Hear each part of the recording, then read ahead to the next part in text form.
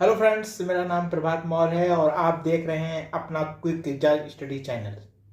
Friends, आज हम लोग स्विट्जरलैंड के प्रसिद्ध मनोवैज्ञानिक जीन प्याजे के संज्ञानात्मक विकास के सिद्धांत के विषय में अध्ययन करेंगे। तो आइए देखते हैं जीन प्याजे का संज्ञानात्मक विकास का सिद्धांत। ठीक है, ये प्रयोग जीन प्याजे ने अपने बच्चों पर किया था। ये मोस्ट इंपॉर्टेंट है, परीक्षा में कभी कभी पूछ लिया जाता है कि जीन प्याजे ने जो संज्ञानात्मक विकास का सिद्धांत दिया था वो उन्होंने उसका प्रयोग किस पर किया था।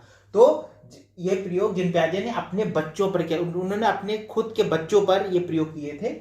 इन्होंने स्वयं के बच्चों पर अध्ययन करते हुए बताया कि विकास का आधार संज्ञान अर्थात सोचने समझने की शक्ति होती है। ठीक है, इन्होंने अपने बच्चों का अध्ययन किया और उनको, यानी कि अध्ययन करने से तात्पर्य है कि इन्होंने अपने बच्चों को बड़ा होते हुए देखा, उनको ऊपर ध्यान रखा कि वो क्या क्रिया करते हैं, कैसे करते हैं, उनमें कैसे डेवलपमेंट हो रहा है शारीरिक और मानसिक। ठीक है, उसके आधार पर इन्होंने ये बताया कि विकास का आधार संज्ञान अर्थात सोचने समझने की शक्ति होता है। यानी कि जब बच्चा सोचना समझने की शक्ति जैसे जैसे धीरे धीरे आती जाती है वैसे वैसे उसका आधार विकास जो है वो होता जाता है। ठीक है, अगला इन्होंने कहा जीन प्याजे जी के अनुसार बालक पहले भाषा सीखता है मूर्त रूप। ठीक है, क्योंकि जो भाषा होती है उसको देखा जा सकता है हम कौन सी, जैसे हम हिंदी हम लोग लिखते हैं, इंग्लिश लिखते हैं तो उसे जानते हैं कि भाई ये हिंदी है, ये इंग्लिश है। ठीक है, तो इन्होंने कहा कि पहले बच्चा भाषा सीखता है मूर्त रूप और फिर उसमें विचार यानी अमूर्त आते हैं और फिर उसमें विचार उत्पन्न होते हैं। ठीक है, भाषा के माध्यम से उसमें विचार उत्पन्न होते हैं। ठीक है, तो इन्होंने जीन प्याजे जी ने बच्चों के विकास की 4 भागों में इनको विभाजित किया गया है। 4 भागों में इन्होंने वर्गीकृत किया है। वो देखते हैं कौन कौन से हैं। तो आइए देखते हैं जीन प्याजे ने बाल विकास की 4 अवस्थाएं बताई वो कौन कौन सी हैं।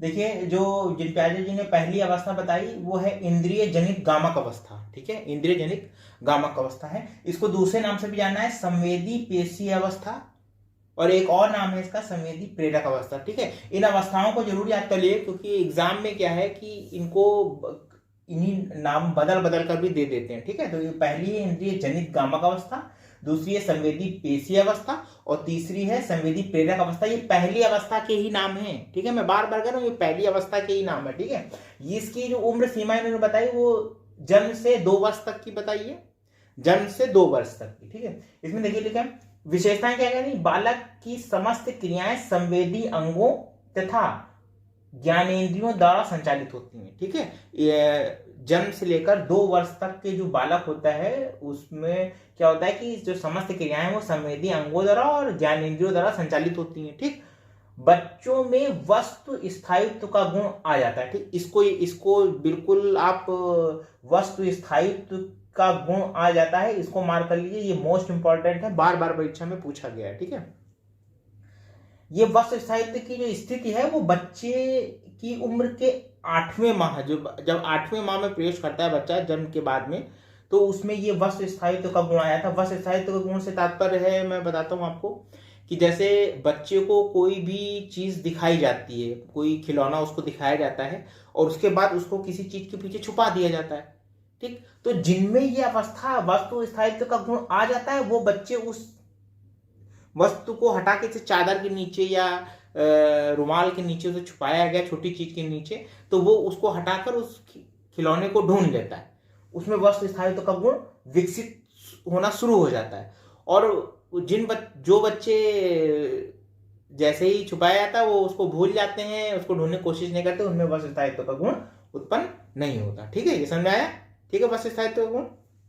आइए जो दूसरी अवस्था ने बताई पूर्व संक्रियात्मक अवस्था जो है वो 2 से 7 वर्ष, ये पहली थी जन्म से 2 वर्ष तक, ये पूर्व संक्रियात्मक अवस्था है 2 से 7 वर्ष तक की। इसमें क्या होता है कि संकेत तथा चिन्हों के द्वारा बातों को बच्चा समझने लगता है। ठीक है, बच्चा जो है वो जो संकेत चिन्ह है या हाथ के द्वारा जो इशारे किए जाते हैं उनको समझने लगता है कि बच्चे से ऐसे करोगे तो वो उधर देखने लगेगा। ठीक, ये बताया गया कि संकेत तथा चिन्हों के द्वारा बातों को समझने लगता है। इस स्थिति में क्या होता है, बच्चा एक चीज और करता है कि अपने सामने वाली आने वाली चीजों को देखता है, सुनता है, समझता है लेकिन कोई भी क्रिया नहीं करता, सिर्फ वो देखता रहता है।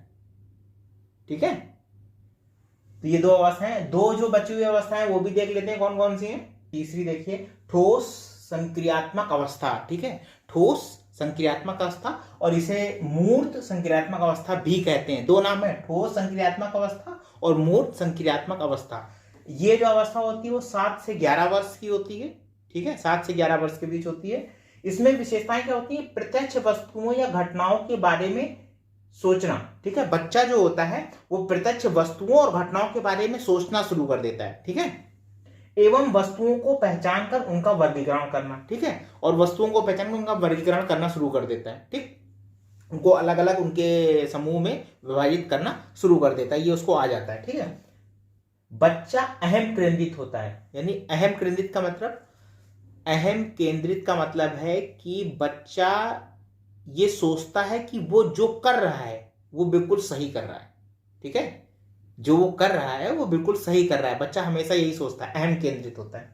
ठीक, संख्याओं को उलट पलट नहीं सकता। ठीक है, संख्याएं जो होती हैं जिनको नंबर्स या गिनती कहते हैं, उनको उलट पलट नहीं सकता वो। ठीक है, अगर उसने सीखा है तो जिस क्रम में सीखा है वही सीखेगा, उसको उल्टा नहीं कर सकता, इधर उधर नहीं कर सकता। ठीक, उलट पलट नहीं सकता। इसको अपलटावी भी बोलते हैं, कभी कभी शब्द में आता है कि बच्चे में अपलटावी का गुण विकसित नहीं होता। ठीक, ये वही है संज्ञा को। और अगला है सजीव और निर्जीव का ज्ञान नहीं होता। यानी बच्चे को अगर आपने सांप दिखाया तो वो ये नहीं महसूस कर सकता कि ये सजीव है या निर्जीव। कहने का तात्पर्य ये है कि हालांकि ये तो आप कहेंगे कि अब तो ऐसे ऐसी चीजें आ गई कि बड़े भी नहीं कर पाते, क्योंकि जैसे प्लास्टिक की छिपकली या बिच्छू या सांप तो आपने देखे ही होंगे, बड़े भी उनको नहीं पहचान सकते कि ये सजीव है निर्जीव। लेकिन एक नॉर्मल सी चीज हो रही है कि सजीव निर्जीव का ज्ञान उसे नहीं होता। ठीक है, बिल्कुल कुछ को उसको ज्ञान नहीं होता।